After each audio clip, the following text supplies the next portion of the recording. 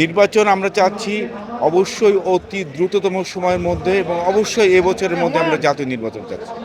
খুব স্বাভাবিকভাবে দীর্ঘ ৭ বছর পরে এরকম একটা উৎসব মুখর পরিবেশে এবং শৃঙ্খলাবদ্ধভাবে আজকের এই বর্ধিত সভাটি অনুষ্ঠিত যাচ্ছে এবং আমরা খুবই আনন্দিত এবং আরও আনন্দিত আমাদের প্রিয় নেত্রী বিএনপি চেয়ারপারসন দেশনেত্রী বেগম খালেদা জিয়া আজকে ভার্চুয়ালি যুক্ত হয়ে যে আমাদের মাঝে উনি বক্তব্য দিয়েছেন।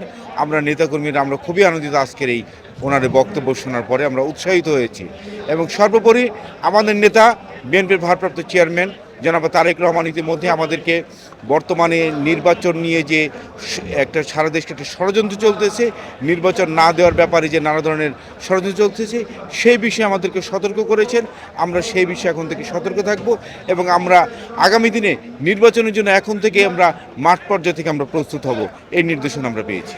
নির্বাচন আমরা চাচ্ছি অবশ্যই অতি দ্রুততম সময়ের মধ্যে এবং অবশ্যই এবছরের মধ্যে আমরা জাতীয় নির্বাচন চাচ্ছি।